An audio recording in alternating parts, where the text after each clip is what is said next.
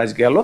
ఇక రాష్ట్ర రాజకీయాలకు వస్తే పుణ్యశీల గారు తాజాగా ఇవాళ మన ఇండిపెండెన్స్ డే సెలబ్రేషన్ సందర్భంగా చంద్రబాబు నాయుడు గారు కూడా ఫ్లాగ్ హాయిస్టింగ్ చేశారు. ఆ సందర్భంగా చేసినటువంటి ప్రసంగం ఎప్పుడు రెగ్యులర్గా ఆయన ప్రతి వేదిక మీద చేసే ప్రసంగంలాగే మీ వైసీపీ అలాగే ముఖ్యంగా జగన్మోహన్ రెడ్డి గారి పేరు తలుచుకోకుండా ప్రసంగం నడవట్లేదు అనేటువంటి చర్చ ఈవేళ కూడా వచ్చింది.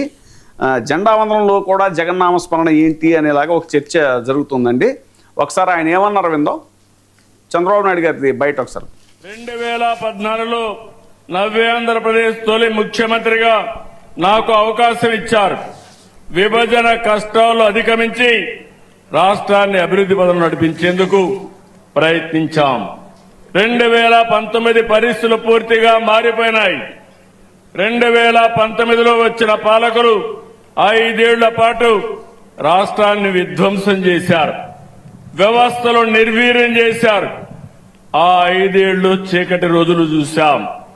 గత పాలకుల అహంకారం, అసమర్థత, అవినీతి, అరాచకంతో రాష్ట్రం 30 ఏళ్లు ఎరికబడింది.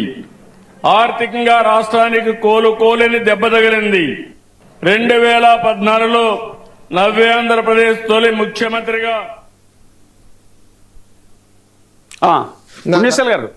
ఆవిడ కంటే ముందు నేను ఒక చిన్న, ఎందుకంటే మీరు మంచి టాపిక్ తీసుకొచ్చారు కాబట్టి, ఇప్పుడు చంద్రబాబు నాయుడు గారు టెక్నాలజీ కింగ్ కదండి.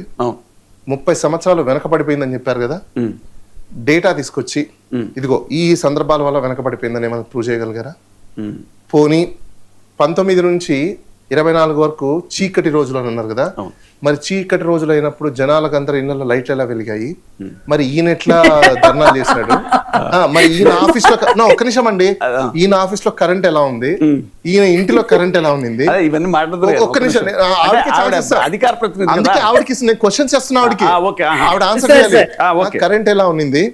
ఈయన పొలం అంటే ఈయన పార్ట్నర్ ఇంకొక ఆయన రోడ్డు మీద పడుకుంటే కూడా కెమెరాలు ఎంత బాగా నీట్ గా ఎలా కనిపించాయి అంటే లైటింగ్స్ ఉండాలి కదా అక్కడ కూడా.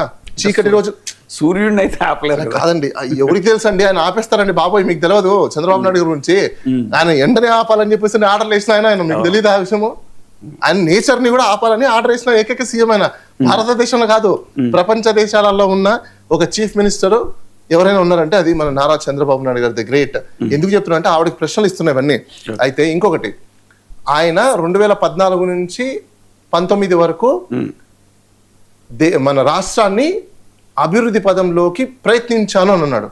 ఏ రోజన్నా ఆయన స్పీచ్ లో నేను కంక్లూడ్ చేశాను, నేను కంప్లీట్ చేశాను అన్న దాఖలాలు ఏడైనా విన్నారా? అంటే అది మేడం మీకే క్వశ్చన్స్ ఇవన్నీ కూడా.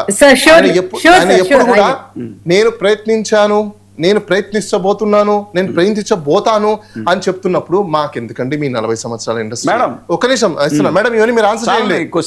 చాలా రాసుకుంటున్నారండి. ఇంకోటి మన ఆంధ్రప్రదేశ్ జనాలందరూ కూడా గుర్తుపెట్టుకోండి, దయచేసి ఇలా జస్ట్ సింపుల్ గా వర్డింగ్స్ ఇచ్చుకుంటే వాళ్ళు చేస్తాను, చేయబోతున్నాను అనే వాళ్ళ మాటలను ఇంకా మీరు పడకండి. దయచేసి 40 సంవత్సరాల ఇండస్ట్రీ ఎవరైతే ఎక్స్పీరియన్స్ అంటారో వాళ్ళని మీరు ఎప్పుడు కూడా తీసుకొచ్చి సీట్లలో కూర్చోబెట్టకండి. My humble request of all Andhra Pradesh citizens and voters, cost your vote for a fresher. ఎందుకంటున్నానంటే ఎక్స్పీరియన్స్ వాడు దోచుకోవడానికి వాడికి తెలిసినంత టాక్టిక్స్ ఎవరికి తెలియదు. కొత్త వ్యక్తులకి మీరు ఛాన్స్ ఇస్తే దోచుకోవడానికి చాలా తక్కువ ఉంటుంది. అభివృద్ధి ప్రదంగా రాష్ట్రానికి మీరు ఆన్సర్ చేయండి మేడం. తీసుకోవాల్సి వచ్చింది.